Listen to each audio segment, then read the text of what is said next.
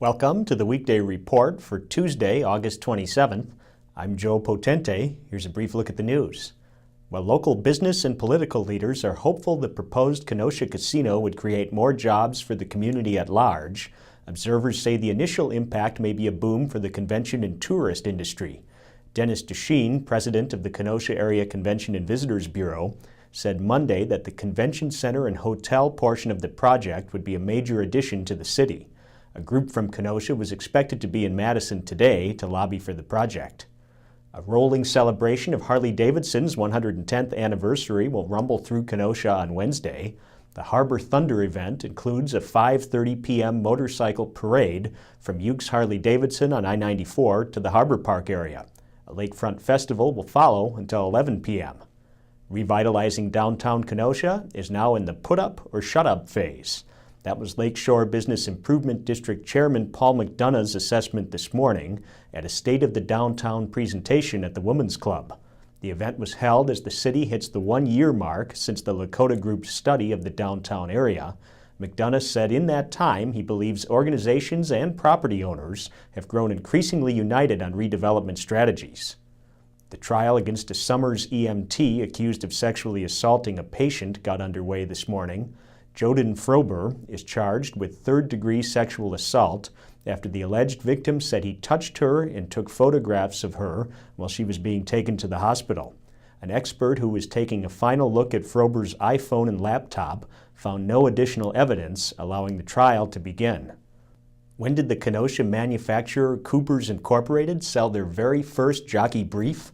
Diane Giles has the answer in this week's History Mystery. The inspiration for the creation of the jockey brief came from a postcard in the possession of Cooper Underwear Company executive Arthur Nabler. It was a risque image of a man wearing a bikini-style swimsuit on the French Riviera, but it was anything but sunbathing weather on January 19, 1935, a cold day in the middle of a blizzard, when the very first pair of jockey briefs were sold at Marshall Field and Company store in Chicago. A male mannequin had been outfitted in the store window with a pair of jockey briefs and a sleeveless athletic t-shirt. Store management doubted the wisdom of such a display on a snowy day, but it was such a sensation that the entire stock of briefs was sold out before noon. In the following week, 12,000 pairs were sold. The briefs were a hit. I'm Diane Giles, reporting for the Kenosha News. Thanks, Diane. What's trending today? State Representative Andre Jacques has reintroduced a bill that would make English the official language in Wisconsin. The De Pere Republican says it would encourage immigrants to learn the language and improve their prospects in the state. What do you think? Weigh in on our Facebook page. Up next is a snapshot portrait of flyboarder Hilliard Green.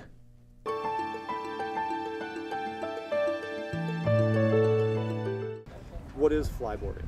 Well, flyboarding is actually a craft that uses jet ski water propulsion.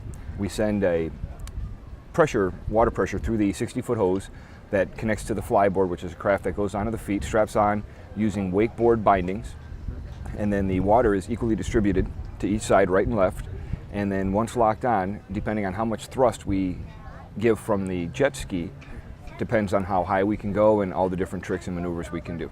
So flyboarding is actually an extreme sport that is an activity very much as new as the other partner of it, which is a backpack version. Flyboarding is the almost new water activity to do. What does flyboarding feel like?